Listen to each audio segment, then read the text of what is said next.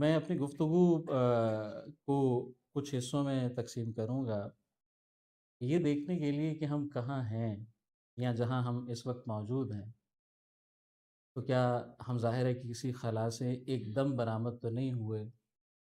جیسے ابھی ڈاکٹر صاحب نے فرمایا کہ ہماری حیثیت ایک کمی کی ہے، یا ہم صرف وصول کنندہ ہیں، علم کی تخلیق ہو یا تہذیب میں کوئی نئی بات یا بڑی بات یا کوئی اخلاقی اصول حل کرنا ہو، تو کبھی شاید اس معاملے میں ہم رہے ہوں، لیکن پچھلے کوئی 200-300 برس سے تو میں ظاہر ہے کہ برصغیر کی بات کر رہا ہوں، تو یہاں تو صورتحال ایسی ہی ہے جیسی فرمائی ڈاکٹر صاحب نے۔ تو یہ سفر جہاں ہم اس وقت موجود ہیں، تو یہ سفر کیسا تھا، کیا تھا اور اس کے اہم موڑ کون سے تھے؟ اور استعمار نے اس سارے سفر میں کیا کیا موڑ ہمیں دیے، کیسے ہمیں اس نہج پر وہ لے کر آئے؟ اس سے پہلے کہ ہم یہ دیکھیں کہ انہوں نے کیا کیا، میرا خیال ہے کہ پس منظر میں ہمیں تھوڑا سا جانا چاہیے، کیونکہ تقابل سے چیزیں زیادہ واضح ہو جاتی ہیں۔ اگر ہمیں یہ معلوم ہو کہ پری کلونیل یا ہمارے روایتی معاشرہ جسے کہا جاتا ہے، اور ظاہر ہے میں ایک خاص حوالے سے روایتی معاشرہ کہہ رہا ہوں، ایسا معاشرہ یا ایسی تہذیب جو التوحید و واحد کے اصول پر قائم ہو، میں فی الحال اس تہذیب کو روایتی تہذیب کہہ رہا ہوں۔ وہ تہذیب کیا تھی، اور پھر استعمار کی ایک انٹرونشن سے یا اس کے آنے سے اس تہذیب میں اگر مادیت آئی تو کس سطح کی آئی، اور پھر جو نو آبادیاتی جدیدیت ہے اس سے ہمارا سفر کیسے ایک اور نہج پر چل پڑا۔ میں اگر زیادہ آرام آرام سے بولوں اور آپ کو نیند آنے لگے تو آپ مجھے بتا دیجیے کہ میں بہت تیز بھی بول سکتا ہوں۔ خیر، سب سے پہلے تو ہمیں یہ دیکھنا چاہیے جو میری نظر میں، اور میرا چونکہ موضوع کا دائرہ میں پہلے طے کر دوں کہ میں صرف ادب کے حوالے سے اپنی بحث جاری رکھوں گا، اور اس پہ میں یہ دکھانا چاہوں گا کہ ادب اور حکومت کا کوئی تعلق استعمار کے آنے سے پہلے تھا تو کس نوعیت کا تھا، اور پھر اب تک کیا صورت احوال ہے، کیسے یہ تعلق ایک اور شکل اختیار کر گیا۔ اگر ہم غور کریں یا دیکھیں تو مغل دور میں، اور اس زمانے میں ظاہر ہے صرف مغلوں کی برصغیر پر حکومت نہیں تھی، کچھ ذیلی ریاستیں بھی تھیں آزاد، ان ریاستوں میں ایک نظام ادبی حوالے سے رائج تھا جس کو ہم سرپرستی یا پیٹرنیج کہہ سکتے ہیں۔ خزانہ جتنا بھی اضافی تھا سارے کا سارا وہ ظاہر ہے کہ امیر کے پاس یا بادشاہ کے پاس یا صوبیدار کے پاس جمع ہوتا تھا، اور یہی امراء دراصل اہل فن کی سرپرستی کیا کرتے تھے، دستگیری کیا کرتے تھے۔ تو حکومتی نمائندوں کا شاعر کے ساتھ کوئی تعلق تو تھا، کیوں؟ کیونکہ شاعر اگر ہم دیکھیں کہ کیا وہ ہاتھ سے کما سکتا تھا؟ نہیں کماتا تھا۔ کیا اسے کوئی جاگیر سونپی جاتی تھی؟ تو ایسا بھی معاملہ نہیں تھا۔ تو پھر وہ زندہ کیسے رہتا تھا؟ شعر کہہ کر تو ظاہر پیٹ نہیں بھر سکتا، تو وہ اہل ثروت سے ایک تعلق قائم ہوتا تھا، اور یہ بہت یہ ایسا نہیں ہے کہ یہ صرف ہندوستان میں تھا، جتنی بھی بڑی تہذیبیں آپ دیکھیں گے وہاں یہ تعلق اسی طرح سے استوار تھا۔ جہاں آپ کو یاد ہوگا، یقیناً آپ نے جو فارسی شعری روایت سے دوست واقف ہیں وہ بخوبی جانتے ہوں گے کہ شاہ نامہ اگر لکھوایا گیا تو وہ دربار سے تعلق کے سبب سے لکھوایا جا سکا۔ جب یہ بادشاہ کی طرف سے ایک آپ سمجھ لیں تجویز تھی یا فرمائش تھی کہ کوئی ایسی تحریر لکھی جائے جو ایرانی بڑے نام اور ایرانی روایت کو پیش کر سکے، تو سعدی تو بہت کم، لیکن فارسی شعری روایت کے جتنے بڑے اساتذہ ہیں ان کا تعلق وہ غزنی ہو یا دیگر مراکز ہوں، ان سے کسی نہ کسی طرح قائم رہا۔ اردو میں بھی صورتحال یہی تھی۔ دستگیری کا جو تعلق ہے، کیا بادشاہ براہ راست شاعر کو یہ حکم دیتا تھا کہ آپ اس موضوع پر لکھیے یا ایسا شعر کہیے یا ایسا شعر نہ کہیے؟ تو میں ایک چھوٹی سی روایت جو ہے وہ آپ کے سامنے بیان کر دیتا ہوں۔ یقیناً جو دوست سینٹرل ایشین شعری روایت سے واقف ہیں تو وہ ضرور اس واقعے سے شاید ان کی نظر سے گزرا ہو یا سماعت سے، کہ بادشاہ کو بھی شعر کہنے کا شوق چرایا۔ تو جب شعر کہنا شروع کیے تو پتہ چلا کہ فلاں شاعر بہت ہی مانا ہوا استاد شاعر ہے۔ تو یہ رواج ہے کہ جب آپ شعر کہتے ہیں تو اپنا شعر آپ خود تو نہیں بتا سکتے کہ وہ اچھا ہے یا برا، تو آپ کسی استاد شاعر کو دکھاتے ہیں، اس کی تصدیق آپ کو چاہیے۔ یہاں سے اس تعلق کی ایک میں جہت ہے جو واضح کرنا چاہتا ہوں کہ یہ تعلق کس نوعیت کا تھا۔ اب بلا بھیجا گیا بہترین اپنے زمانے کے شاعر کو دربار میں، اور بادشاہ سلامت نے شعر سنانا شروع کیے۔ تو جب شاعر نے وہ شعر سنے تو جو اس کی ایماندارانہ رائے تھی وہ اس نے بیان کر دی۔ یہ شعر تو کچھ ایسے خاص نہیں ہے، تک بندی ہے بس، اور تو کچھ نہیں ہے اس میں۔ تو بادشاہ ظاہر ہے شاہی طبیعت آپ جانتے ہی ہیں، تو نتیجہ یہ نکلا کہ انہوں نے کہا کہ بھائی اس کو جیل میں ڈالو، یہ کیسا عجیب و غریب آدمی ہے، بادشاہ ہوں میں اور میرے شعروں کو اس نے ایسے کہہ دیا، اب بھیج دو اسے۔ 6 مہینے شاعر صاحب جیل میں رہے، چکی پیسی، بھوک برداشت کی، وزن آدھا رہ گیا۔ تو بلایا گیا شاعر کو دوبارہ پھر کہ اب تو ذرا ہوش ٹھکانے آ گئے ہوں گے۔ آگے دربار میں لایا گیا، حالت دیکھی درباریوں نے بھی، کچھ تمسخر بھی اڑا۔ پھر بادشاہ نے اپنے کچھ اشعار پیش کیے تو شاعر صاحب سن کے چل پڑے۔ تو درباریوں کی تو ضرورت نہ ہوئی، بادشاہ نے پوچھا بھائی کدھر؟ انہوں نے کہا جی جیل جا رہا ہوں۔ اب بادشاہ بے شک بادشاہ ہے، لیکن شعر کا بادشاہ کوئی اور ہے، اور بادشاہ اس بات کو تسلیم کرتا ہے کہ شعر کے فن میں ماہر نہیں ہوں، ماہر کوئی اور ہے۔ ملا کا یہ جو لطیفہ ہمارے ہاں مشہور ہے، یہ محض لطیفہ نہیں ہے، یہ سرپرستی کے اس ادارے کی ایک ہمیں تفہیم دیتا ہے کہ شاعر اور امیر کا تعلق کس نوعیت کا تھا۔ میر صاحب کا میں ایک آپ کے سامنے واقعہ عرض کرتا ہوں۔ نواب آصف الدولہ میر صاحب آپ جانتے ہیں دلی سے تھے، اور دلی کے حالات یہ بھی آپ کو معلوم ہیں کہ نادر شاہ درانی اور بعد میں احمد شاہ ابدالی کے مسلسل 3-4 حملوں سے کافی دگرگوں ہو گئے، تو بہت سے شاعر لکھنؤ ہجرت کر گئے، اودھ کی ریاست میں چلے گئے جو ایک آزاد ریاست تھی، پہلے صوبہ تھا مغل حکومت کا، لیکن بعد میں وہ ایک خود مختار ریاست، جو پہلے نواب کہلاتے تھے اس کے سربراہ، اور پھر بعد میں بادشاہ کہلانے لگے۔ تو ان میں ایک بہت ہی معروف نام ہے نواب آصف الدولہ۔ تو جب یہ خبر مختلف اہل فن تک پہنچی، وہ دلی کی دگرگوں حالت چھوڑ کر لکھنؤ تشریف لے گئے۔ ان میں ایک میر صاحب بھی ہیں جنہیں اردو میں خدائے سخن کہا جاتا ہے۔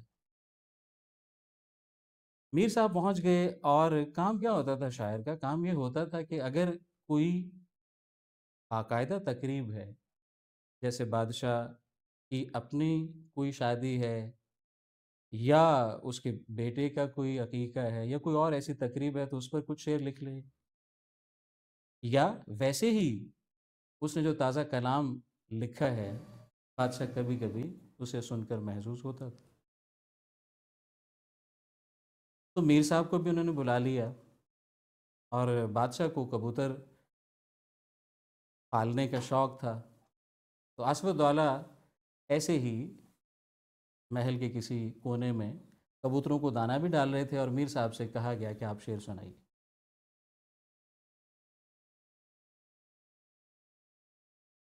تو شعر، ویلکم سر، بہت شکریہ۔ تو میر صاحب کو جب یہ کہا گیا کہ آپ شعر سنائیے تو انہوں نے ایک شعر سنایا، لیکن آصف الدولہ جس رو میں کبوتروں کو دانہ ڈال رہے تھے وہ ڈالتے رہے، پھر میر صاحب نے دوسرا شعر سنایا تب بھی ڈالتے رہے، اور میر صاحب خاموش ہو گئے۔ اب جب ایک دم سے آواز آنا بند ہو گئی، شعر گوئی ترک کر دی میر صاحب نے، تو آصف الدولہ متوجہ ہوئے اور انہوں نے کہا کہ میر صاحب آپ شعر سنائیے۔ تو میر صاحب نے کہا جی آپ توجہ تو کر نہیں رہے، تو میرے ایسے شعر سنانے کا کیا مقصد ہے کہ آپ جب نہ سن رہے ہیں، نہ ہوں ہاں، نہ کچھ اور، نہ جواب دے رہے ہیں، تو یہ تو میں ایسے نہیں شعر سنا سکتا۔ تو نواب آصف الدولہ نے کہا شعر میں اگر کچھ ہوگا تو وہ متوجہ کر لے گا۔ ظاہر ہے کہ میر صاحب کی طبیعت پر اب یہ یاد رہے کہ وہ ان سے وظیفہ پاتے ہیں، تو میر صاحب کی طبع نازک پر یہ بات بہت گراں گزری۔ نتیجہ یہ ہوا کہ اس کے بعد پھر انہوں نے کبھی دربار کا رخ نہیں کیا،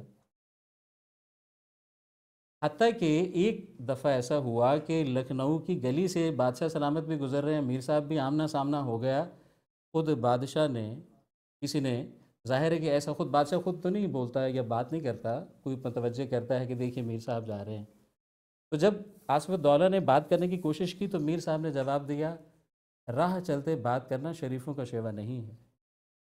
اب یہ دو مثالیں ہمارے سامنے ہیں، ان دونوں مثالوں سے ہم بخوبی سمجھ سکتے ہیں کہ بادشاہ کی دستگیری کے باوجود شاعر اس کے در پر پڑا ہوا نہیں تھا، اور اس کی ایک مقتدر اور مستحکم حیثیت موجود تھی۔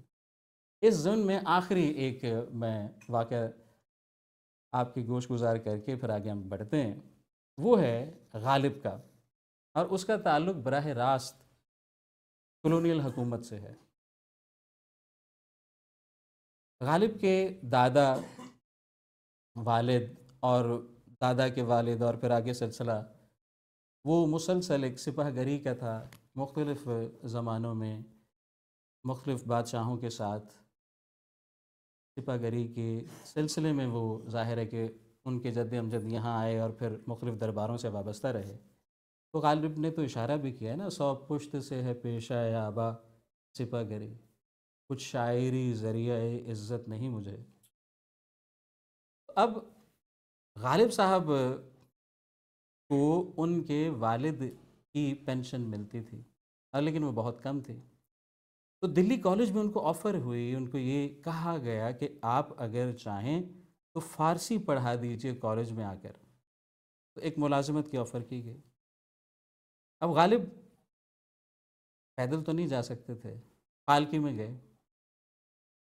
اب جب گئے تو دروازے پر جا کے پالکی رک گئی، اب پالکی رکی ہوئی ہے اور غالب باہر نہیں آ رہے، تو سوال یہ ہوا کہ اب آپ آئیں، تو غالب نے کہا نہیں میں تو نہیں ایسے آؤں گا نا، پرنسپل جس نے مجھے ملازمت پہ رکھنا ہے وہ مجھے ریسیو کرنے آئے۔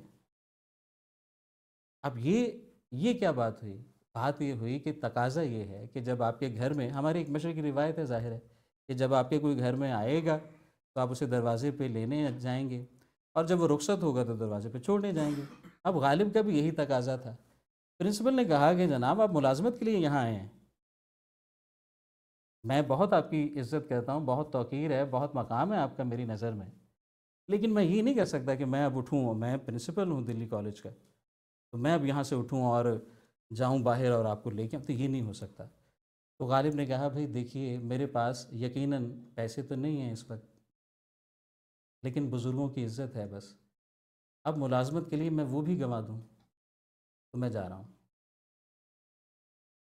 بندگی میں بھی وہ آزادہ و خود بھی ہیں کہ ہم، الٹے پھرائے در کعبہ گروا نہ ہوا غالب۔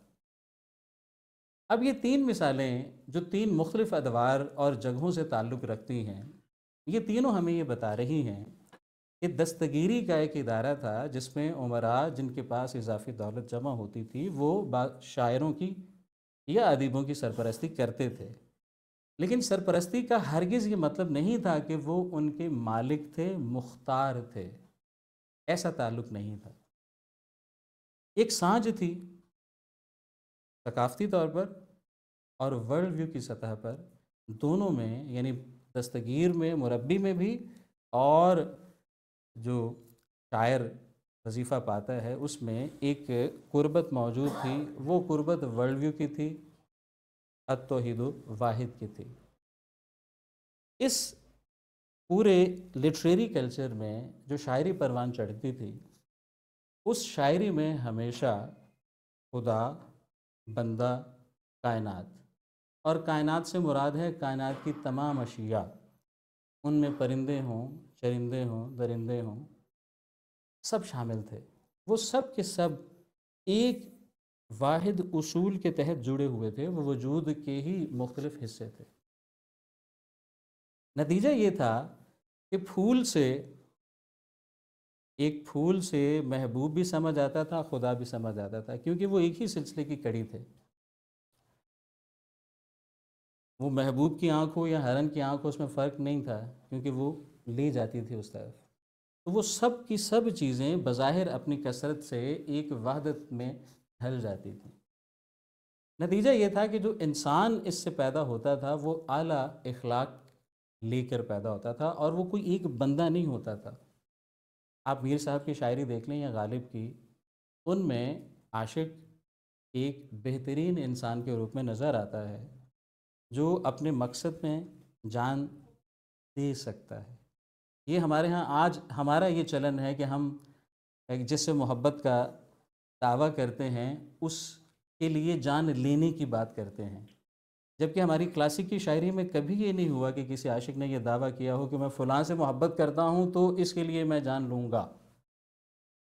ایک اور طرح کی اقدار تھی، ایک اور طرح کا تعلق تھا، جس سے وہ انسان پیدا ہوتا تھا جو خدا، کائنات، انسان، دنیا یا مافیہا سب کا حصہ ہوتا تھا، سب میں شامل ہوتا تھا۔ اور یہی وجہ ہے کہ جب آپ پڑھیں گے ہماری کلاسیکی شاعری اردو کی، تو آپ کو میر صاحب کے ہاں، غالب کے ہاں، ذوق کے ہاں، درد، سودا کے ہاں کہیں کوئی اسپیسیفسٹی نہیں نظر آئے گی، کوئی انڈیویجویلٹی نظر نہیں آئے گی کہ یہ انسان اس انسان سے مختلف ہے۔ بڑا انسان اور عام انسان میں فرق ضرور ہے، لیکن وہ ان اقدار کی شاعری ہے جو عام انسان کو ٹرانسینڈ کیسے ہو سکتا ہے، وہ کیسے بڑا ہو سکتا ہے، وہ کیسے بڑے وجود کا حصہ بن سکتا ہے یا بڑا وجود بن سکتا ہے، وہ ساری ایسی شاعری۔ تو یہ ایک پس منظر ہے کہ ہم کہاں سے چلے تھے، پھر کیا ہوا۔ اب آپ اندازہ لگا سکتے ہیں کہ ایک حکومت تو موجود تھی ظاہر ہے کسی نہ کسی شکل میں، لیکن وہ شاعروں کی سرپرستی کرتی تھی، لیکن ان کی مالک نہیں تھی، ان کی مختار نہیں تھی، وہ ان کو یہ سجیسٹ نہیں کرتی تھی، یہ دعویٰ نہیں تھا اس کا کہ میں جیسی چاہوں گی۔ ہاں، انٹرنلی بہت کچھ ہوا تھا۔ مثال کے طور پر آپ دیکھیں گے کہ بادشاہ کے جو زیر استعمال چیزیں ہیں، جیسے تلوار ہو، تیر ہو، وہ استعارے کے ذریعے شعر کا حصہ بن گئے تھے، لیکن وہ شعوری کوشش سے نہیں بنے تھے۔ بادشاہ کی طرف سے یہ حکم نہیں تھا کہ آئندہ آپ نے میرے زیر استعمال اشیاء کو شعر میں لے کے آنا ہے، کیونکہ خود حصہ تھا۔ مثال کے طور پر اگر آپ دیکھیں میر صاحب کو، تو میر صاحب کئی جنگوں میں نوابین کے ساتھ موجود تھے اور وہ سفارت کاری کر رہے تھے۔ ہمیں تو مولانا محمد حسین آزاد نے جو تصویر دکھائی اس سے ہم چل پڑتے ہیں لے کے کہ جناب باغ تھا، پائیں باغ تھا، کبھی دیکھا نہیں، ایسا نہیں تھا۔ میر صاحب تو بالکل شکار نامے انہوں نے لکھے ہیں، تو وہ کیسے لکھ سکتے تھے اگر وہ شکار پہ کبھی گئے ہی نہیں بادشاہ کے ساتھ، خود نہیں شکار کرتے تھے لیکن شکار کا قصہ کہہ سکتے تھے۔ تو جنگوں میں وہ سفارت کاری کر رہے تھے، تو یہ شاعر کا ایک مقام تھا۔ پھر کیا ہوا؟ پھر آ گیا استعمار۔ استعمار نے کیا کیا؟ استعمار نے آگے سب سے پہلا ایک ڈسکورس ڈیولپ کیا، ایک بیانیہ ہمیں دینے کی کوشش کی کہ آپ جو کچھ لکھ رہے ہیں یہ کوئی اچھی چیز نہیں ہے۔ اور آپ کی حیرت شاید جو ہے وہ بہت ہی آپ کی حیرت کی انتہا نہ رہے جب آپ کو یہ پتہ چلے کہ اس میں سب سے بنیادی اعتراض یہ تھا کہ یہ فحش ہے، جو کتابیں آپ لکھ رہے ہیں یہ فحش ہے۔ اور ان کتابوں کو تبدیل ہونا چاہیے، ان کتابوں کو ایک طرف رکھ دیں۔ کیوں رکھ دیں؟ یہ ہمیں معلوم ہونا چاہیے کہ مغل دور ہو یا اس زمانے کے جو شاہی دور جسے ہم کہہ سکتے ہیں، مختلف ریاستوں کا دور ہو، ان میں پبلک انسٹرکشن کا کوئی خاص نظام موجود نہیں تھا۔ لکھنے پڑھنے کا نظام موجود تھا، لیکن وہ محدود سطح پر تھا، اور وہ عام طور پر خاندانوں کے ساتھ چلتا تھا۔ سینٹرز موجود ہوتے تھے، عالم اس کا مرکز عالم ہوتا تھا، اس کی جگہ ہوتی تھی، ہاں بادشاہ یا امراء اس کی سرپرستی کرتے تھے۔ اس سینٹر کے ارد گرد وہ مسجد ہو، مدرسہ ہو یا پادشالہ ہو، اس کے ساتھ کی زمین جاگیر کے طور پر، اور جاگیر کا مطلب یہ نہیں تھا کہ وہ زمین ان کی ملکیت ہے، مراد یہ تھا کہ اس زمین سے جو ٹیکس کلیکشن ہے، وہ کلیکشن کہاں جائے گی؟ وہ اس استاد کے، عالم کے، شاعر کے پاس چلی جائے گی۔ کر رہا تھا کہ استعمار نے آ کر، استعمار سے پہلے ہمارے ہاں تعلیم کا نظام موجود تھا، اور وہ تعلیمی نظام سرپرستی کی حد تک تو حکومت سے جڑا ہوا تھا۔ جاگیر تو حکومت دیتی تھی، لیکن اس کا نصاب حکومت نہیں طے کرتی تھی۔ استعمار نے آ کے پہلی دفعہ ایک نظام متعارف کروایا جس کو ہم پبلک یا ایجوکیشن یا میس ایجوکیشن کہتے ہیں۔ میس ایجوکیشن کا جو نظام بنایا گیا، اس کے حوالے سے خود برطانوی استعمار جو بر صغیر میں کام کر رہا تھا، وہ کافی متضاد اور متخالف آراء کے ساتھ آگے بڑھا۔ سب سے پہلے جو ابتدائی لوگ آئے، جو 18 سینچری ہے، 18ویں صدی ہے، 1770-80 وغیرہ میں، ولیم جونز مثلا، یہ لوگ یہاں کی زبانوں سے بہت متاثر تھے۔ ان کا یہ خیال تھا کہ ہندوستان میں جو نظام، جو تعلیم ہے، وہ سنسکرت، عربی اور فارسی پر مشتمل ہے، اور ان کا یہ تھا کہ اسی کو اپنا لیا جائے۔ خود ولیم جونز نے جب سنسکرت کی بات کی تو اس نے کہا کہ یہ ایسے ہی ہے جیسے دنیا میں امریکہ دریافت ہو گئے، تو زبانوں کا امریکہ سنسکرت ہے۔ اس کی پیچیدگی اسے لگا کہ وہ یونانی اور لاطینی سے بھی بہتر ہے، جس کی وجہ سے وہ بہت زیادہ متاثر تھے۔ لیکن یہ ساری 18ویں صدی کے قصے ہیں۔ 19ویں صدی میں، اور خاص طور پر 19ویں صدی کی تیسری اور چوتھی دہائی میں، صورتحال بہت تبدیل ہوئی۔ کیوں ہوئی؟ کیونکہ جو فرسٹ انکاؤنٹر تھا وہ حیرت کا زمانہ تھا کہ یار یہ لوگ کیسے رہ رہے ہیں، کیسے انہوں نے اتنے بڑی بڑی عمارتیں بھی بنائی ہوئی ہیں، ٹھیک ہے، ان کے لباس، ان کی تہذیب، ان کی زبانیں، اور ان میں موجود علمی سرمایہ، وہ سب بڑا خیرہ کن تھا آنکھوں کے لیے۔ لیکن جب بہت ساری دولت لندن میٹروپول میں پہنچ گئی اور وہ ایک خاص حیثیت کے حامل ہو گئے، تو پھر انہوں نے بڑی تحقیر سے باقی تمام دنیا کو دیکھنے کا آغاز کیا۔ تو پہلا انکاؤنٹر اور ہے 18ویں صدی میں ہندوستان کی صرف بات کر رہا ہوں، برصغیر کی۔ 1830 کی دہائی میں پھر یہ بھی رائے سامنے آئی کہ نہیں، مشرق کا تمام علم ہمارے یعنی لندن کے کسی ایک اسکول کی، ایک لائبریری کی، ایک الماری کی ایک شیلف میں پڑی کتابوں سے بھی کم ہے۔ یہ بھی صورتحال بعد میں بن گئی۔ تو کہاں امریکہ دریافت ہو رہا تھا زبانوں کا، اور کہاں یہ تھا کہ جی ایک لائبریری کی شیلف میں بھی اگر ایک الماری کی ایک شیلف میں جو علم آ سکتا ہے وہ زیادہ ہے لندن کی، جتنا یہاں کا کل علمی سرمایہ ہے۔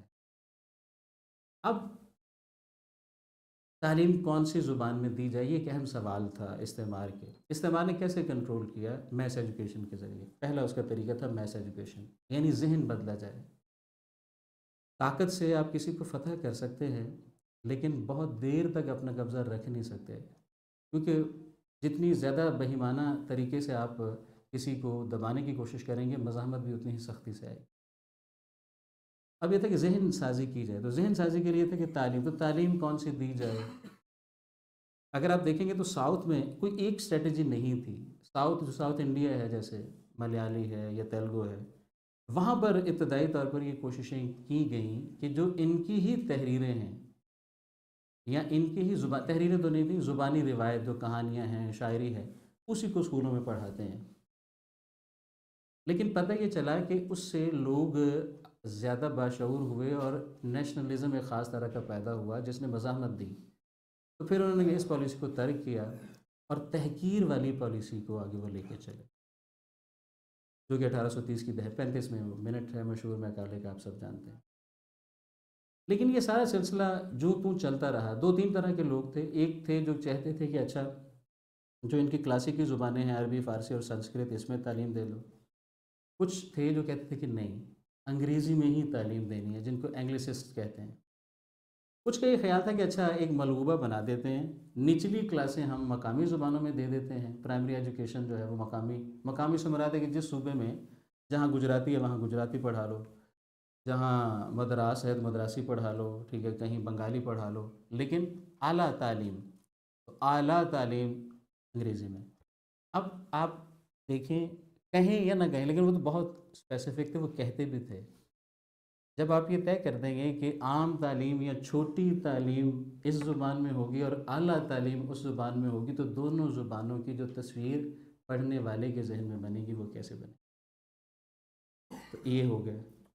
لیکن یہ سلسلہ 1854 میں ایک باقاعدہ یہاں ایجوکیشن جو ہے اس کا ایک نظام وضع کیا گیا کہ primary school, high school, university کیا ہوگی تعلیم، میڈیم کون سا ہوگا، کون سے سبجیکٹس پڑھانے ہیں، اور وڈ ڈسپیچ اسے کہا جاتا ہے 1854 میں۔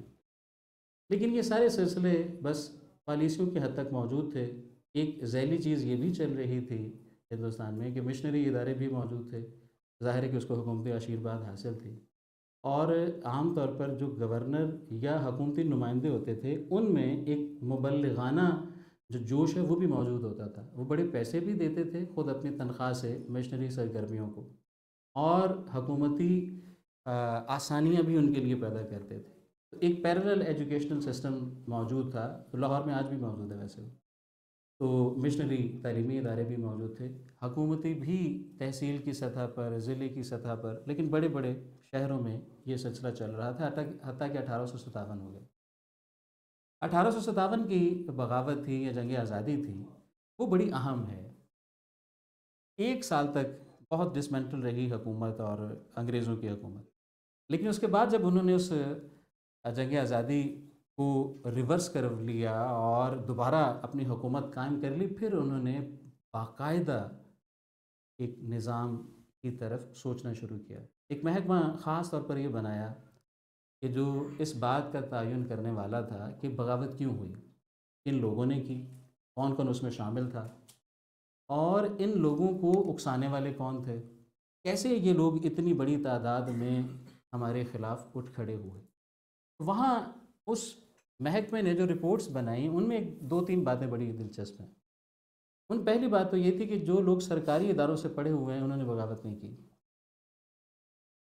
جن لوگوں کا انگریزوں کے ساتھ اٹھنا بیٹھنا ہے یا انگریزی تہذیب سے واقفیت ہے انہوں نے نہیں کی، جو لوگ انگریزی پڑھ رہے ہیں انہوں نے بھی نہیں کی، جو جتنا انگریزوں سے دور ہے اتنا ہی وہ بغاوت میں ایک طرح سے زیادہ سرگرم ہے۔ یہ وہ لمحہ تھا جب باقاعدہ پھر برطانوی حکومت، اور ویسے بھی تاج برطانیہ کے زیر اثر آ گیا، تو اس سے پہلے تو کمپنی چلا رہی تھی، کمپنی۔ اب جب آ گیا تو اب یہ تھا کہ اب کیا کیا جائے، اسکول میں پڑھانی ہے، تو اگر مقامی زبان میں تعلیم دینی ہے تو کتابیں، تو پتہ یہ چلا کہ کتابیں تو موجود تھیں، اردو میں کتابیں موجود تھیں، ٹھیک ہے، فارسی کی کتابیں موجود تھیں، پنجابی کی کتابیں موجود تھیں، لیکن یہ نہیں پڑھانی۔ کیوں؟ یہ اس لیے نہیں پڑھانی کہ یہ، جیسے میں نے پہلے عرض کیا تھا کہ روایتی تہذیب کی پروردہ یہ کتابیں ہیں، ان کا ورلڈ ویو اور ہے، یہ ہماری کفایت نہیں کرتے۔ اگر ان لوگوں کا ذہن بدلنا ہے، ان کا طرز احساس بدلنا ہے، تو وہ تعلیم سے بدلے گا، لیکن جو کتابیں یہ لکھ چکے ہیں پہلے، اگر وہی ان کو پڑھا دیں تو تبدیلی تو کوئی نہیں آئے گی، تو نئی کتابیں لکھوانی چاہیے۔ اور ساتھ ہی ساتھ یہ کہ یہ بھی دیکھا تھا کہ اخبارات کا ایک رول تھا، اخبارات کی وجہ سے بغاوت کے پھیلنے میں کو موقع ملا تھا۔ تو نتیجہ یہ ہوا کہ ایک 1867 میں کو 8-10 برس بعد ایک ایکٹ پاس کیا گیا، ایکٹ 25، ٹھیک ہے، ہم ظاہر 2 قدم آگے ہیں، ہم 27ویں میں پہنچ گئے، وہ ایکٹ 25 تھا۔ تو ایکٹ 25 میں یہ تھا کہ اب کوئی بھی شخص اگر اخبار چھاپتا ہے، کتاب چھاپتا ہے، کوئی پمفلٹ چھاپتا ہے، کوئی رسالہ چھاپتا ہے، تو وہ 3 کاپیاں حکومتی دفتر میں جمع کروائے گا۔ وہ حکومتی دفتر کون سا تھا؟ دلچسپ بات یہ ہے کہ پبلک انسٹرکشن کا ڈپارٹمنٹ 1857 کے فوراً بعد بن گیا تھا۔ 1860 سے جو صوبے کی سطح پر ایک بندہ بیٹھتا تھا جس کو کہتے تھے ڈائریکٹر پبلک انسٹرکشن۔ لاہور میں اگر آپ کبھی جائیں، پنجاب یونیورسٹی میں سر پڑھاتے ہیں، میں بھی پڑھاتا ہوں، تو ٹولنٹن مارکیٹ جو پرانی ہے اس کے بالکل سامنے جہاں ٹریفک والے جو ہے نا وہ چالان واپس کرتے ہیں، اس کے ساتھ ایک بلڈنگ ہے، وہ ہے ڈی پی آئی پنجاب، ٹھیک ہے؟ تو 1860s میں یہ بنا ہے۔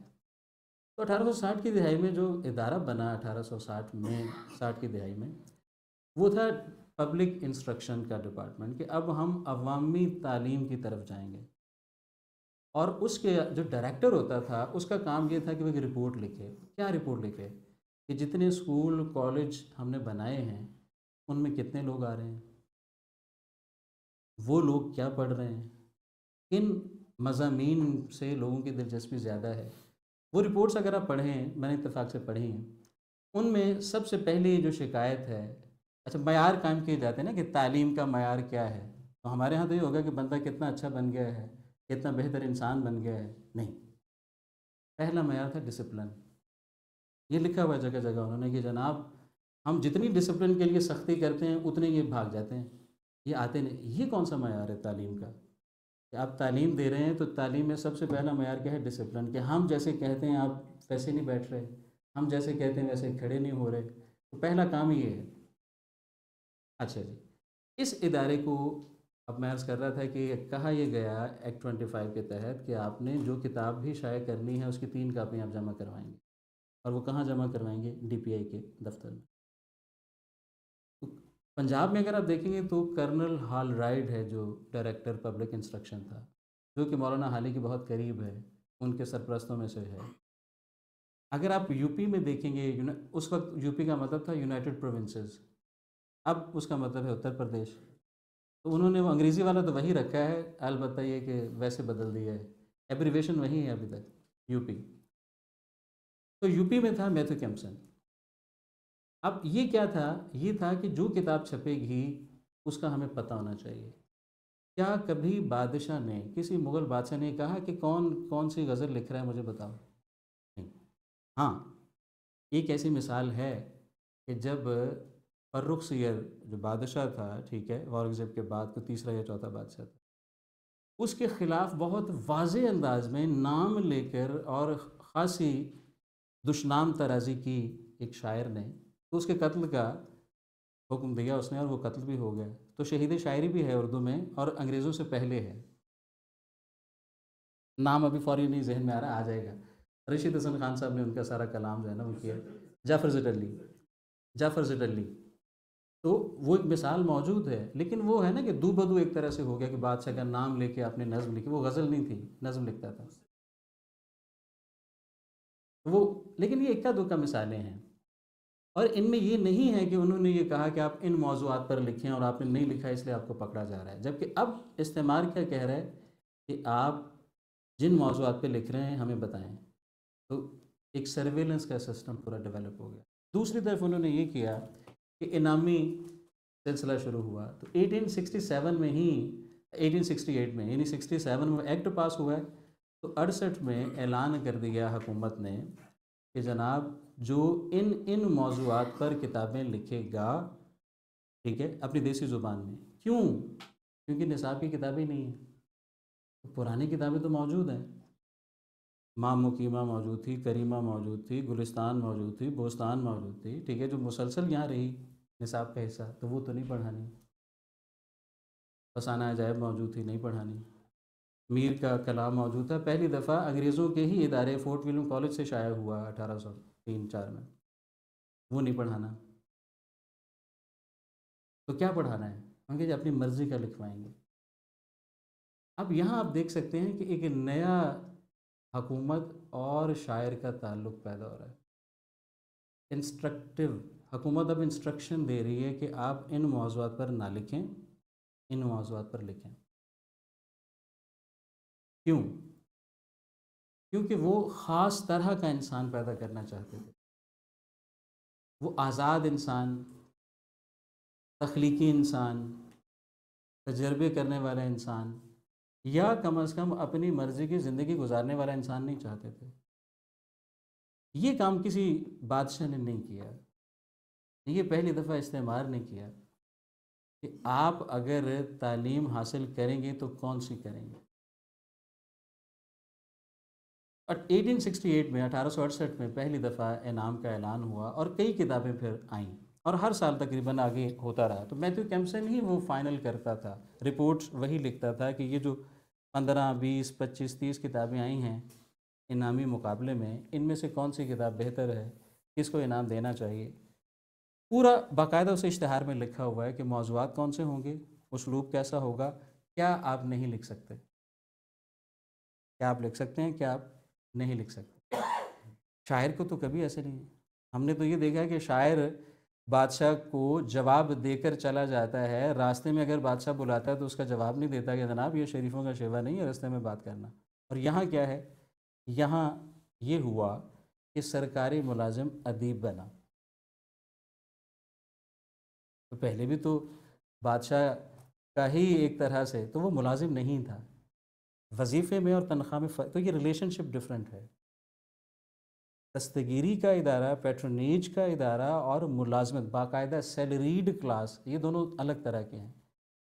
تو استعمار نے کیا کیا کہ سیلریڈ کلاس کے ذریعے تبدیلی لانے کی کوشش کی، نصابی کتابیں تیار کروائیں۔ وہ کتابیں پھر کہاں گئیں؟ اچھا، اب ہوتا کیا تھا کہ جس کتاب کو بہترین کسی سال کی کتاب کہا جاتا تھا اس کو نصاب میں شامل کیا جاتا تھا۔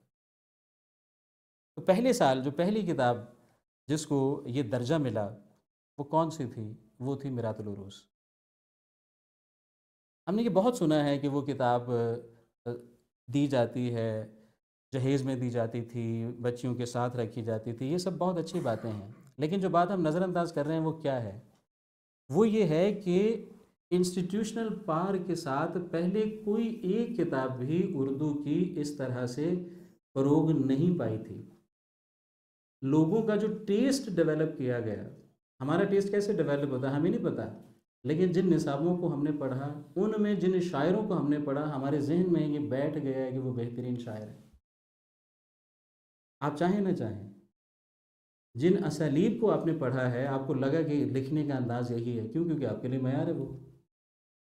نصاب میں جب کوئی کتاب آ جاتی ہے تو پھر وہ موضوعاتی معیار بھی بن جاتی ہے اور تحریری معیار بھی بن جاتی ہے۔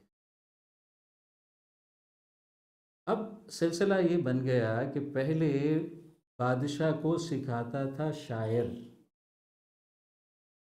اب حکومت سکھا رہی ہے نثر نگار کو۔ یہ فرق بھی ذہن میں رہے، شاعر تھا، ٹھیک ہے، یعنی جو میجر ایک ادبی حیثیت جو تھی شاہی دور کی وہ شاعری کی تھی۔ ادیب عام طور پر شاعر کو ہی تصور کیا جاتا تھا، جبکہ استعمار کے آنے کے بعد ادیب کی جگہ کس کو مل گئی؟ نثر نگار کو۔ کیوں؟ کیونکہ شاعری میں باہر کیا تخلیقیت ہوتی ہے اور آپ اسے اس کی کچھ فارم کی ایسی مجبوریاں ہوتی ہیں کہ آپ اسے اپنی مرضی کے مطابق ڈھال نہیں سکتے، اور دوسری بات یہ بھی ہے کہ وہ تخلیقی ایک شان برقرار اس میں رہتی ہے، اور تیسری بات یہ بھی ہے کہ علامتی ہونے کی وجہ سے اس میں بہت سی ایسی باتیں بھی کی جا سکتی ہیں جو حکومت کے سامنے بھی کرے تو ان کو پتہ نہیں چلتا کہ کیا کہہ رہے ہیں۔ آپ اس تاریخ کے ذریعے اپنے آپ کو بچا سکتے ہیں، جبکہ ان کو ضرورت تھی انسٹرکٹیو لٹریچر کی، ڈائیڈیکٹک لٹریچر کی، تدریسی ادب کے لیے وضاحت چاہیے، ہر بات واضح ہو، یہ کرنا ہے، ایسے کرنا ہے، یہ نہیں کرنا۔ اس کے لیے پھر کون سی اصناف سامنے آئیں ہمارے ہاں؟ ناول کی صنف سب سے زیادہ، کہانی کی۔ ایک اور چیز جو ہمیں یاد رکھنی چاہیے وہ یہ ہے کہ ہماری روایتی سمعی سننے کی اورل ٹریڈیشن تھا ہمارا، ہماری شعری اصناف تمام کی تمام سنانے والی ہیں، جبکہ اب حکومت نے سب کو ایک ہی طرح کی جب تعلیم دینے کا آغاز کیا ہے تو ان کی تربیت یہاں سے ہو رہی ہے، ان کو پڑھایا جا رہا ہے، سنایا نہیں جا رہا۔ تو یہ فرق جو ہے یہ بہت اہم فرق ہے۔ جو شاید سننے والی ہے اس کا مزاج اور ہوتا ہے، جو پڑھنے والی ہے اس کا مزاج اور ہوتا ہے۔ کیوں؟ کیونکہ سنا ہمیشہ اجتماع میں جاتا ہے، پڑھا اکیلے جاتا ہے۔ تو اب انفرادیت آئے گی، میں منفرد ہوں، میں الگ ہوں۔ پہلے آپ انسان تھے دوسرے انسانوں کی طرح، میر کے ہاں کوئی خاص انسان نہیں ہے جو کوئی خاص بندہ ہے، جبکہ اکبری الگ ہے، اصغری الگ ہے۔ اور بہت ساری ایسی ہیں، بسم اللہ ہے، بسم اللہ کی ماں ہے، یہ مختلف کردار ہیں ناولوں کے۔ حسن آرا ہے، جہاں آرا ہے، آزاد ہے، خوجی ہے، یہ سب وہ ہیں جو الگ الگ پہچانے جاتے ہیں۔ کیوں؟ کیونکہ یہ ٹکڑوں والے شخصیتیں ہیں، یہ مربوط شخصیتیں نہیں ہیں، یہ کسی اصول سے جڑی ہوئی شخصیتیں نہیں ہیں۔ استعمار نے کیا کیا؟ استعمار نے ایک ایسا نظام وضع کیا جس میں پبلک کی انسٹرکشن کے نام پر اپنے باقاعدہ ایجنڈے کو فروغ دیا۔ کیا وجہ ہے کہ آپ یہ دیکھیے کہ ہم جیسے ابھی بات ہوئی کہ ہم ریسیپشن پہ ہیں، کبھی ہم کاسل اے سی کرتے ہیں برطانیہ کی، کبھی امریکہ کی، کبھی اب چین کی کر رہے ہیں یا کرنے والے ہیں۔ کیوں؟ کیونکہ ہم تخلیقی نہیں ہیں۔ تخلیقی کیوں نہیں ہیں؟ کیونکہ ہم انسٹرکٹیو لٹریچر پڑھ رہے ہیں، ہم کریٹیو لٹریچر نہیں پڑھ رہے۔ ہم کوئی چیز ایجاد کیوں نہیں کر پا رہے؟ کیونکہ ہم کریٹ کر ہی نہیں رہے۔ تو کریشن والا ہم پڑھ ہی نہیں رہے، ہمارے نصاب ہی کریشن والا نہیں ہے۔ وہی اب تک چلا رہا ہے، ادارے بھی وہی کے وہی ہیں۔ بہت ہی سسٹمیٹک طریقے سے کیا کیا گیا، ہمیں اجتماعی طور پر ایک خاص ٹیسٹ دیا گیا۔ اب وہ بہت بعض خطرناک، آصف فروخی صاحب نے لکھا تھا کہ اردو ادب کا انتہائی خطرناک سین کون سا ہے؟ جس میں نسو، صحبت النسو ایک ناول ہے، نذیر احمد کا ہی ہے، 1874 میں سامنے آیا، پہلا انعام ملا تھا اسے بھی۔ 1869 میں میرات العروس، 1872 میں آیا بنات الناس جس کو سیکنڈ پرائز ملا، 1000 روپے ملا تھا اس وقت، جب 40-50 روپے تنخواہ ہوتی تھی۔ اچھا جی، تو پھر کیا ہوا تھا؟ اور یہ بھی میں آپ کو بتا دوں کہ ڈی پی آئی نے صحبت النسو کو ٹرانسلیٹ کیا انگلش میں، اتنا اچھا اسے لگا۔ اور یہاں میں آپ کو بتاؤں کہ خود نذیر احمد نے لکھا ہوا اپنے دیباچے میں کہ میتھیو کیمپسن ڈائریکٹر پبلک انسٹرکشن اور لیفٹیننٹ گورنر، انعام کون دیتا تھا؟ گورنر دیتا تھا، منظوری گورنر کے سائن سے ہوتی تھی۔ اور گورنر کون تھا؟ ولیم میور، نام تو سنا ہوگا۔ ولیم میور نے تو اپنی گھڑی، ٹھیک ہے نا، گھڑی تو ایک کلائی کی گھڑی ہوتی ہے اور ایک جیبی، تو اس زمانے میں جیبی گھڑی ہوتی تھی، تو وہ جیبی گھڑی بھی اسے دے دیا، اتنا اچھا تم نے لکھا ہے۔ ان دونوں نے کیا کیا تھا؟ جو مسودہ انعام کے لیے بھیجا گیا، میتھیو کیمپسن نے بھی اور ولیم میور نے بھی جگہ جگہ پر نشاندہی کی کہ یہ حصہ ٹھیک نہیں ہے یا یہ حصہ شامل کریں۔ نذیر احمد نے خود لکھا ہے کہ جب ڈائریکٹر بہادر یا لیفٹیننٹ گورنر بہادر نے جہاں جہاں مسودے میں تبدیلیاں تجویز کی تھیں وہ میں نے کر دی ہیں۔ اب پہلے اصلاح شاعر دیتا تھا بادشاہ کو، اب ایک سرکاری ملازم یہ فرق ہمیں یاد رکھنا چاہیے کہ ایک سرکاری ملازم ڈائریکٹر پبلک انسٹرکشن جو ہے وہ ادیب کو بتا رہا ہے کہ یہ جو کتاب لکھی ہے اس میں یہاں یہاں یہاں سے تبدیلی کر دو، اور ادیب کر رہا ہے۔ اب اسی کتاب میں ایک سین ہے، سین کیا ہے کہ باپ یہ کہتا ہے، اس نے خواب دیکھا ہے، وبا پھیلی ہوئی ہے، پچھلے 1-2-4 برس پہلے ہمارے یہاں بھی پھیلی تھی، تو ہیضے کی وبا ہے۔ تو نسو صاحب کو بھی ہیضہ ہوا اور لگا کہ بس ہزاروں بندے سامنے مرے ہیں، تو اس کو لگا میں بھی مر جاؤں گا، تو خواب آ گیا ہے، خواب میں اس نے دیکھا کہ وہ پیش ہو گیا ہے، حساب کتاب ہو رہا ہے اس کا، تو اس کا باپ جو بہت نیک تھا وہ بہت پریشان ہے، بہت پریشان ہے۔ تو باپ سے کہتا ہے کہ آپ تو اتنے نیک تھے، آپ کیوں پریشان ہیں؟ اس نے کہا کہ نہیں، میں لوگوں کی نظر میں نیک تھا، میں تو نہیں ہوں۔ اب جب وہ اٹھا ہے تو اس نے کہا کہ اگر میرا باپ جو اتنا پرہیزگار تھا، اگر اس کا ہی عالم ہے تو میری حالت کیا ہے؟ تو وہ پھر اب طے کرتا ہے کہ میں نے اصلاح کرنی ہے اپنے بچوں کی۔ تو ان میں سب سے بڑا بیٹا ہے جو شاعر ہے۔ اب وہ اسے کہتا ہے کہ جیسے میں کہتا ہوں ویسے زندگی گزارو، وہ کہتا ہے کہ میں تو نہیں گزاروں گا، مجھے جس زندگی کی عادت ہے میں وہی گزاروں گا۔ حتیٰ کہ بیٹا گھر چھوڑ کے چلا جاتا ہے۔ اب جب چلا جاتا ہے تو نسو اس کے کمرے میں جاتا ہے کہ یہ کیوں گیا ہے چھوڑ کے، میں اسے کہہ رہا ہوں میں باپ ہوں، میں سربراہ ہوں، میری بات نہیں اس نے مانی، تو وہاں کتابیں ہیں۔ تو وہ کہتا ہے کہ ہو نہ ہو یہ سارا ان کتابوں کا قصور ہے۔ اب وہ کتابیں کون سی ہیں؟ وہ کتابیں ہیں اردو کی ساری کلاسیکی کتابیں، شاعری کی، داستانوں کی۔ تو وہ کیا کرتا ہے؟ وہ جلا دیتا ہے سارا وہ ذخیرہ۔ یہ ظاہر ایک بہت ہی خوفناک بات ہے نا کہ آپ کتاب کا جواب نہیں دے سکتے۔ ولیم میور کی کتاب تھی نا خطبات، وہ لائف آف محمد، تو سر سید نے اس کا جواب دے دیا تھا خطبات احمدیہ میں۔ تو اس نے جواب نہیں دیا، اس نے وہ جلا دیں۔ دیوان شرر ہے اس میں، ٹھیک ہے، بس وہ باغ و بہار ہے اس میں، فسانہ عجائب ہے، سحر البیان ہے، گلزار نسیم ہے، قصہ گل بقولی ہے، یہ کتابیں، یہ کتابیں اس نے جلا دی ہیں۔ اب یہ کیوں یعنی وہ کتابیں جن پر ہماری ایک طرح سے تربیت تھی یا جو ہمارے ذوق میں شامل تھی، ایک دم سے ان میں کیا ہمیں نظر آ گیا ہے، تو وہ پیمانہ ہمارا اپنا نہیں تھا۔ آپ یہ دیکھیے کہ کچھ 10 برس لگے ہیں صرف، 1857 سے 1874 تک، وہ 17 برس ہے نا، تو 1860 میں کوئی 15 ایک برس کی بات ہے، 15 برسوں کے اندر اندر 14 برسوں میں یہ حالت ہو گئی ہے کہ وہ کتابیں، اور توبۃ النصوح میں ہی ایک اور دلچسپ بات بھی ہے، صدیوں تک ہندوستان میں گلستان سعدی اخلاقی کتاب کا درجہ اسے ملا رہا۔ اب وہ اپنی بیوی کو پڑھا رہا ہے نصوح، بیوی کو پڑھا رہا ہے، تو اس سے پوچھتا ہے کہ تمہیں یاد ہے جب میں تمہیں پڑھا رہا تھا تو بعض صفوں پر میں نے کیا کیا تھا، ایسے سیاہی پھیر دی تھی؟ اس نے کہا جی مجھے یاد ہے۔ اور بعض صفحے کے صفحے میں نے گوند سے چپکا دیے تھے؟ اس نے کہا ہاں۔ تو پوچھتا ہے کہ کیوں، یہ کیوں کیا تھا میں نے، تمہیں پتہ ہے؟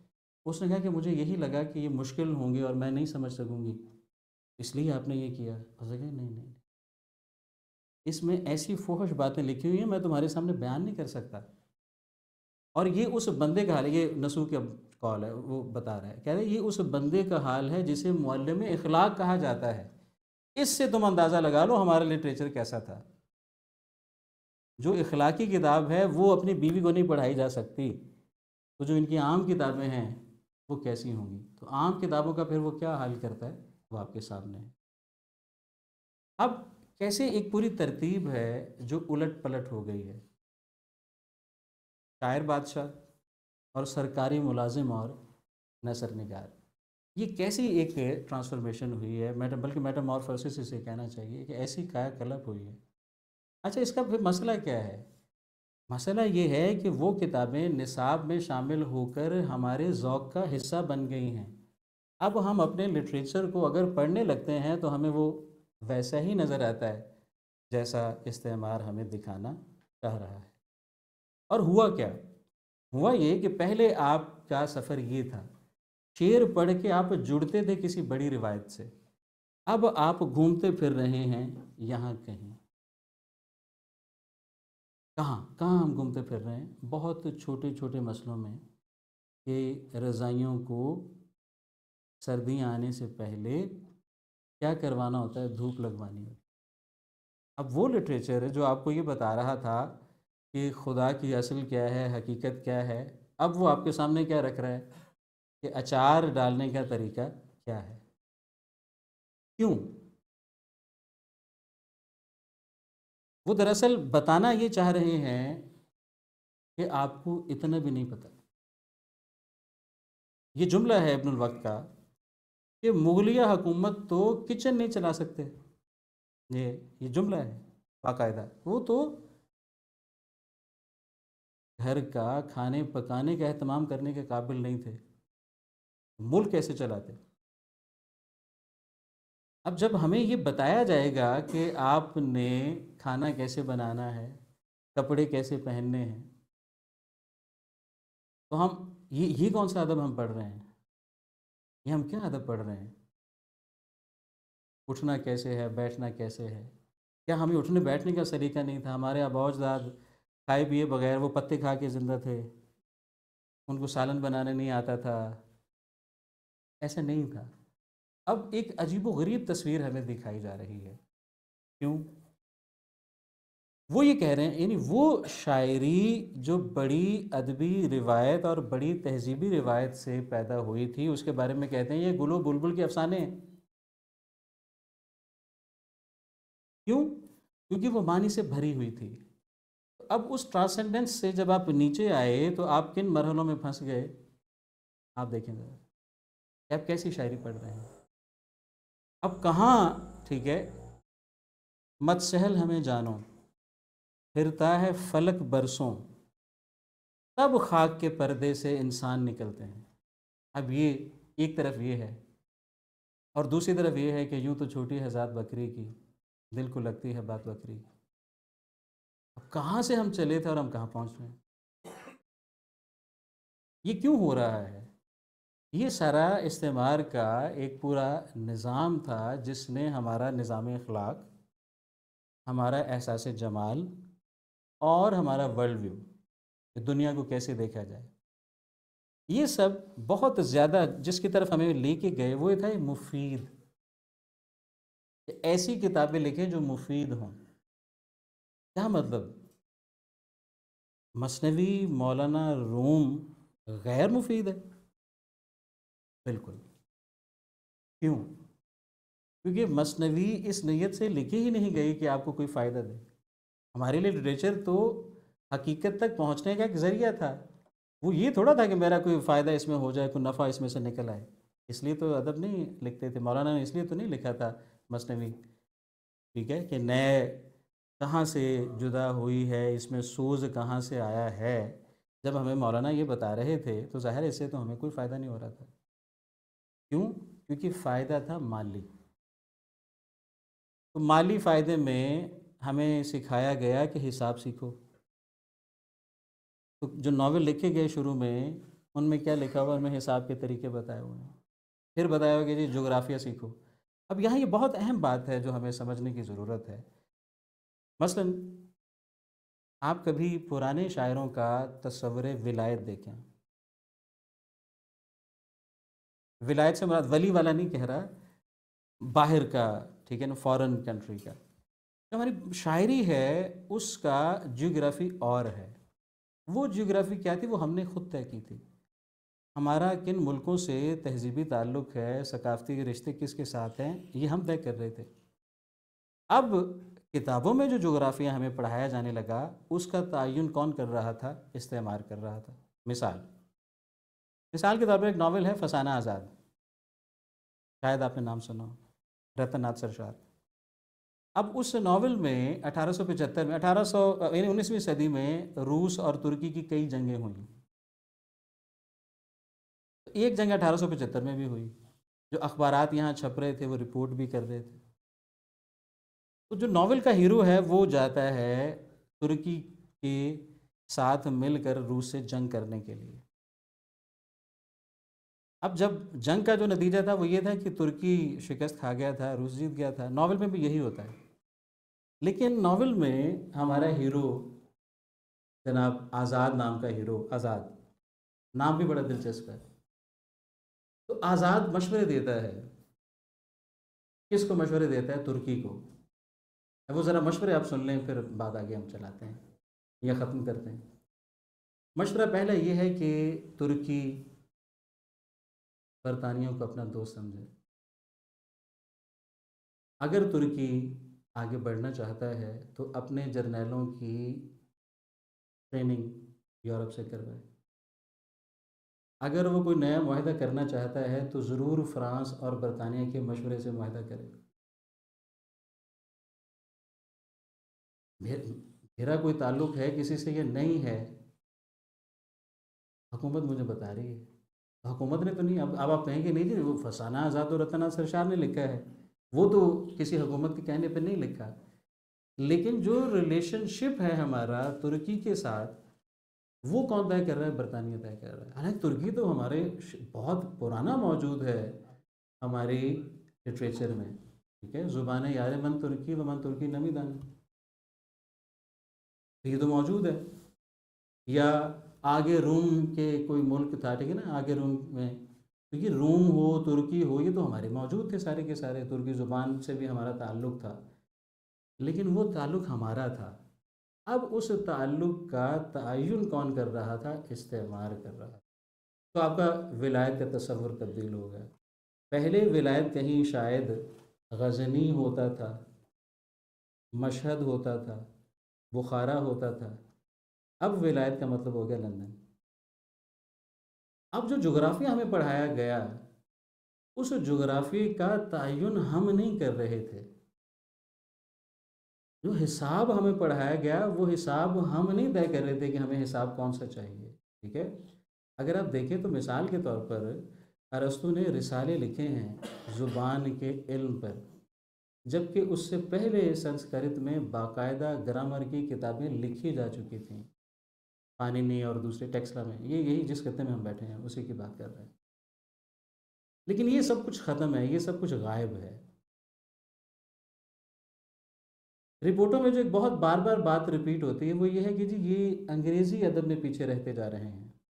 آپ حیران ہو جائیں گے، شاہ زیب صاحب جانتے ہیں کہ خاتون ہے گوری وسواناتھن، ماسکس آف کنکویسٹ، جس میں وہ یہ بتاتی ہے کہ یہاں 19ویں صدی کی یعنی 1820 کی دہائی میں انگریزی ادب بطور مضمون رائج ہو چکا ہے.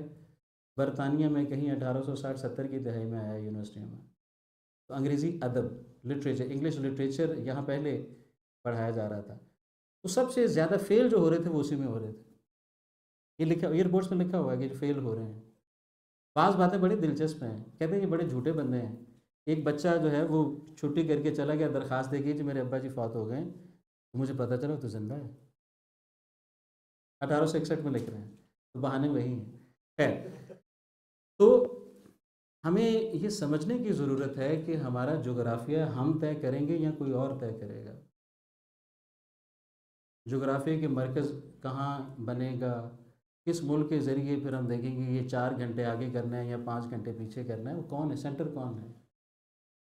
تو بہت کچھ پھر کیا ہو گیا، ہم دیکھنے لگ گئے اپنے آپ کو ان کی نظر سے. تو زبان غیر سے شرح آرزو نہیں ہو سکتی. دوسرے کی نظر سے جب ہم اپنے آپ کو دیکھیں گے تو خواہ مخواہ ہمیں ایک احساس کمتری میں بھی مبتلا ہونا پڑے گا جو کہ ہم ہیں. تو ہمیں اپنی آنکھیں کھولنے کی ضرورت ہے اور یہ سمجھنے کی ضرورت ہے کہ جو ادب ہمیں پڑھایا جا رہا ہے وہ کون سا ادب ہے اور کیا یہ ہمارا ادب ہے. اب آپ دلچسپ بات دیکھیں، ڈاکٹر ناصر اسنوی صاحب کی کتاب ہے، جو ان کا پوسٹ ڈاک کا کام تھا جرمنی میں انہوں نے کیا، ثقافتی شناخت اور استعماری اجارہ داری، تو کلچرل کلونیل ہیجیمنی. ٹھیک ہے، اس میں وہ یہ بتاتے ہیں کہ جو نصاب میں کتاب آئی وہ تھا کہ کلاسیکی اردو نثر کا نمونہ. تو کلاسیکی اردو نثر کہاں سے شروع ہو رہی ہے؟ سر سید احمد خان صاحب سے. تو سر سید احمد خان صاحب تو کلاسیکی ہیں ہی نہیں. تو کلاسک کا ایک نیا تصور ہمیں دیا گیا. وہ جدید نثر آپ کے بانی آپ کہہ سکتے ہیں، جدید نثر کے حوالے سے ان کو پڑھ سکتے ہیں، بڑی ان کی خدمات ہوں گی، لیکن کلاسک ایک نیا. تو ہمارے تصورات ادب کے تبدیل کر دیے انہوں نے، ہمارا طرز احساس تبدیل کر دیا، محسوس کرنے کا انداز تبدیل کر دیا. ٹھیک ہے، آخری بات، زمین ہمارے لیے ماں تھی، اب وہ لین دین کا کاروبار بن گئی. یہ ایک بہت بڑی تبدیلی ہے جسے ہمیں محسوس کرنا چاہیے، کیونکہ پرماننٹ سیٹلمنٹ سے پہلے دھرتی ماتا تھی. اب کیا ہے، اب ہم زمین کے مالک ہیں اور اس کو ہم لے بھی سکتے ہیں، دے بھی سکتے ہیں، بیچ بھی سکتے ہیں، خرید بھی سکتے ہیں. تو یہ بڑا اہم تبدیلی ہے جو غیر محسوس انداز میں آتی چلی گئی ہے. اور وہ جو ہمارے سامنے پورا ایک سمندر تھا تو وہ ہم ذرا سی آبجو کو بہت کچھ سمجھنے لگ گئے ہیں. اس سے بھی ہمیں اب نکلنے کی ضرورت ہے، اور وہ تبھی ہو سکے گا جب ہمیں پتہ ہو کہ ہم چلے کہاں سے تھے. اس کا ہرگز یہ مطلب نہیں ہے کہ اب ہم دوبارہ میر جیسی شاعری شروع، وہ ہوئی ناممکن ہے، وہ نہیں ہو سکتی. لیکن ہم اسے اپنی طاقت ضرور بنا سکتے ہیں، ہم ایک رشتہ اسے قائم کر سکتے ہیں تاکہ ہم زیادہ پھر بڑی سطح پہ جا کے، ٹھیک ہے نا، یہ جو چوپائی کی طرح ہم نے زمین اور اس کے گرد موجود چیزوں کو دیکھنا شروع کیا، دوبارہ سر و قد ہوں اور دیکھ سکیں، پورے قد سے کھڑے ہو کر ہم دیکھ سکیں، جھکی ہوئی کمریں ہماری سیدھی ہوں تاکہ ہم خود نظر کر سکیں کہ ہمارا ولایت کون سا ہے، بجائے کہ پھر ہم وہی کا سلیسی کہ کبھی ادھر سے لے رہے ہیں کبھی ادھر سے، تو یہ نہ کریں ہم۔ تو وہ تبھی ممکن ہوگا جب ہمیں پتہ ہو کہ ہمارے ساتھ جہاں جہاں جو جو ہوا وہ کیسے ہوا، تاکہ اس کو انڈن اگر ہم نے کرنا ہے تو کیسے کرنا ہے۔ آپ سب نے بڑی توجہ سے سنا، بہت شکریہ۔